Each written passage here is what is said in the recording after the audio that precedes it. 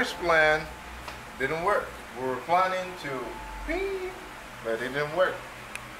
So we use command strips. Hello people. Today we have a very interesting topic to talk about. Here are some of the challenges of living in the Dominican Republic for me. These Yeah. are my challenges, but you're going to help me talk about them. Some for me too. These are not necessarily bad things or negative things about the Dominican Republic. They're just things that are challenging and time consuming and a little bit more difficult to do. Number one, I feel like it's very obvious. I don't speak Spanish. You say I speak Spanish, but I don't speak Spanish. She's really good at her Spanish and she's developing a lot. How you don't see it? Well, when I have to speak Spanish, like there's a police officer questioning my parents and you're not there, I can speak Spanish then. But if I am just in a normal conversation and I'm thinking of the Spanish word and I look for it in my brain, it's not there. Yeah. So I don't know. There. Why that happen? Always I'm there, huh? I don't know. Okay, anyway. But yeah, I feel like that for me is the biggest challenge. And I want to express myself and I want to talk to people and I want to ask questions and I just can't. So I am learning. I've only been here for a year. My Spanish has gotten better in the past year. Yep. Challenge number 2. It is way too hot in the summer. She will say hot all the time. So get ready. In July, August, September, and October, it is super, super hot to the point where if you go outside during the day, you can feel the heat on the street. Like the blacktop, you can just feel the heat radiating. Yeah, actually the smoke come out. Yes, like you can see the smoke on the road, really? Yep. It is hot in the summer. You know what? And there is something that is very common. I don't know if it is true, but I think it is. You know, here there are many houses who... Oh, the roof is metal. Yeah, that the roof is metal. And some people, I don't know, that will sound gross, but some people have... They cook eggs. They put an eggs in the roof. I mean... Hey, as long as they clean it. Well, maybe they clean it. Yeah, of course they have to clean it. But they have made eggs. But it's hot. Yeah, so if you come really during any of those months, be prepared, because my parents came during one of the hottest times and it was hot. And it's very difficult to do anything during these months. It's difficult to exercise. It's difficult to take a nap. I just woke up from a nap and I'm just like sweating. But I'm glad that our apartment does not get too hot. Yeah, it's hot, but it's nice because there's a breeze. And we have a lot of fans, and the sun doesn't shine directly on us because there's a apartment above us. So all of those things help a lot. And in those houses that are metal, and even concrete houses too, more concrete because, you know, they get hot. It's really hot. Well, both are a problem. So people have trees out of their house. So for taking it out, they take their bed out of their house and put it under a tree so they can sleep there, and they sleep outside. Alright, number 3, the power does go out a lot, and lately it's been super random, which I don't like because I'll just be in the shower and then the power will go out and then the water will turn off. Yeah. And we do have a big jug of water for when the water does turn off with the power. Gotta be prepared. But the power outages are a little bit annoying and inconvenient.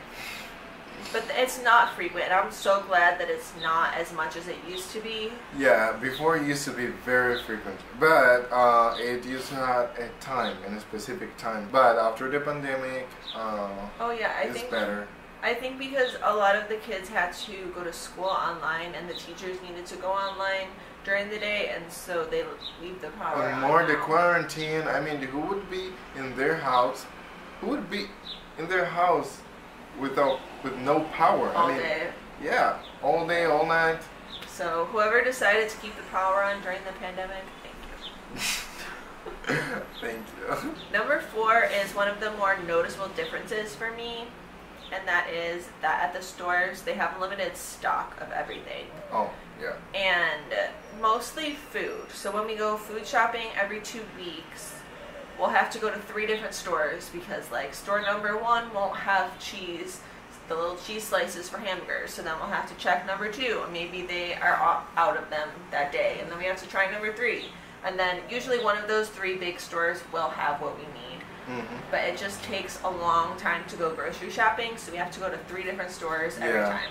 And so soup is hard to find. Sometimes I need a cream of chicken soup for the food that I made today. And I've been looking for that for a couple months. And every time I go to the store, it's not there. But finally it was there. Number 5. Cleaning The number 5. Yeah. Cleaning is a challenge. Here's why. We live in front of the street, and the street is very, very dusty. Every time vehicle, like, it's like push the dust. And there's just a lot of dust. It's everywhere. So we just have to clean frequently here, and it takes a lot of time.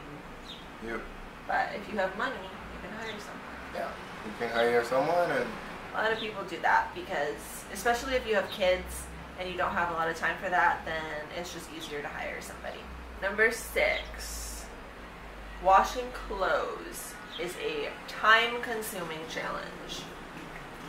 we have problem with that. Well, Dominican, we are used to. You probably didn't even think anything of it. No, actually no. Yeah, I'm used to just putting the clothes in and then putting them in the dryer, and then they're completely dry and I put them away. No, we don't do that here. But here, yeah, the Dominican washer, you have to take the clothes from the wash to the spin, then back to rinse, and then back to spin, and then you have to hang them out to dry, and it just takes a long, long time.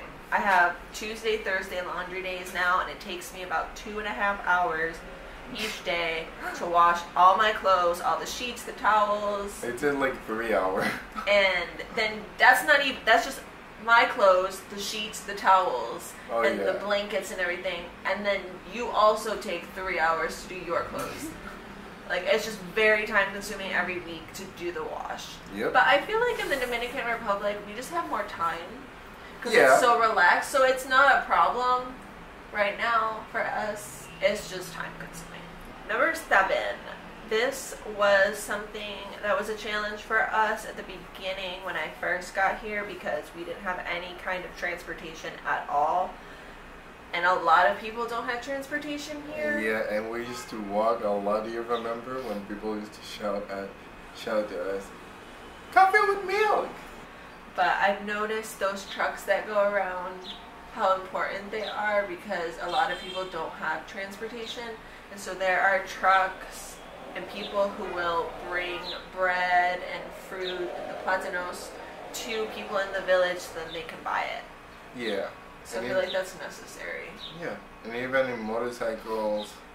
Oh yeah, you'll see like the motorcycle with the piece of wood and then like 20 huge bags of bread hanging off it. Yeah, but it's necessary. Yes, it is. People need bread.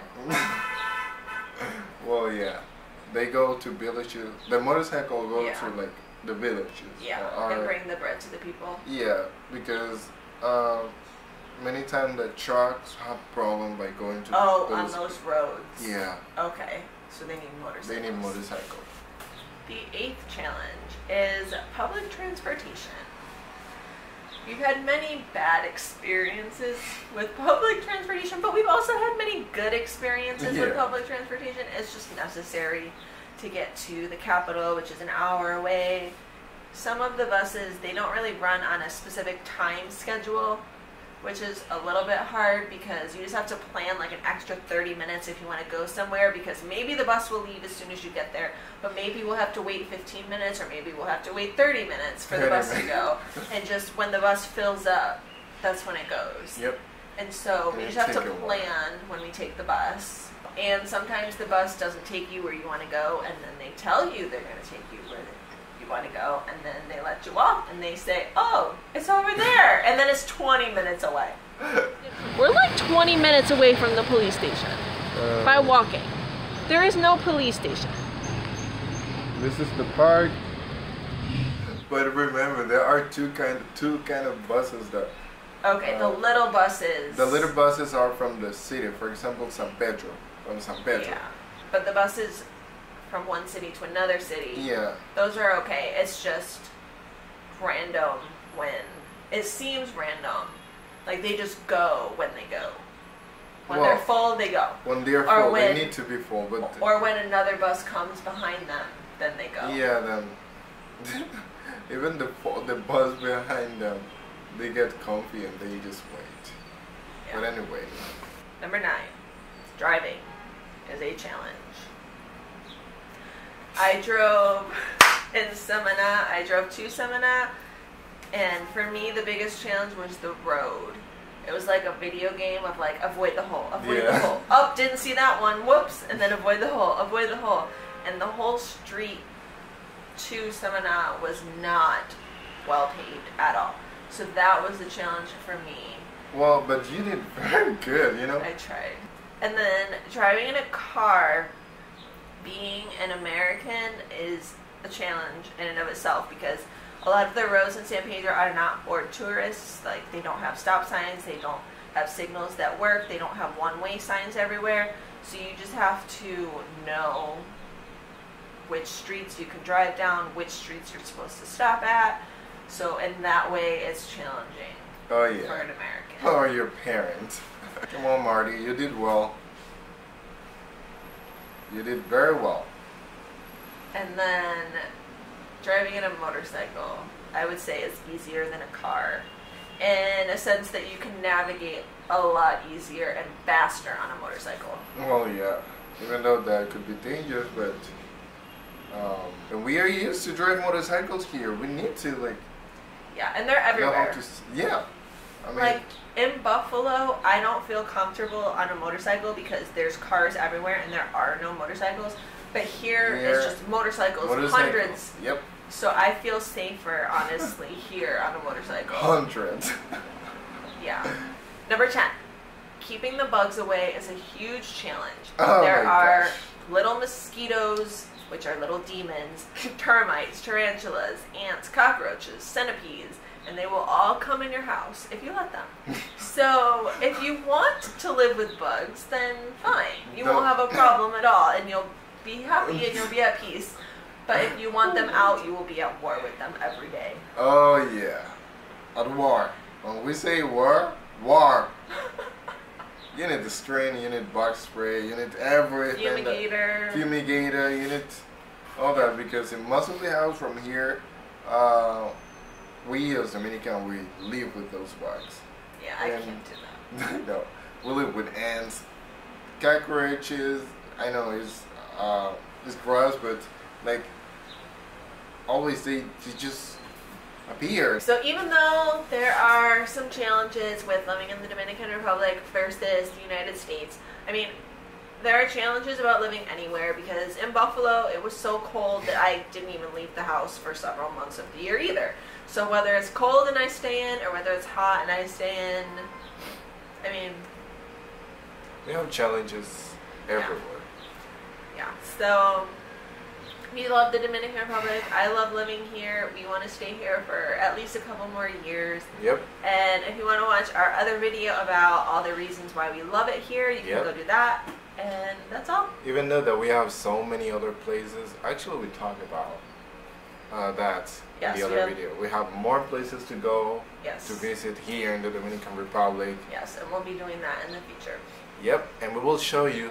You'll come with us, people. So, peace out. Peace out. Oh my god. It is so hot. Yeah, but Eric's coming in. Oh my gosh, no, it's not. And this sweat is too hot. Sweat is dripping down my back right now.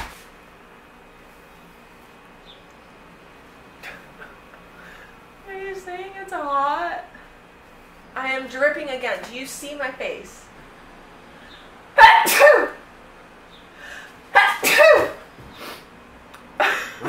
Speaking of dust.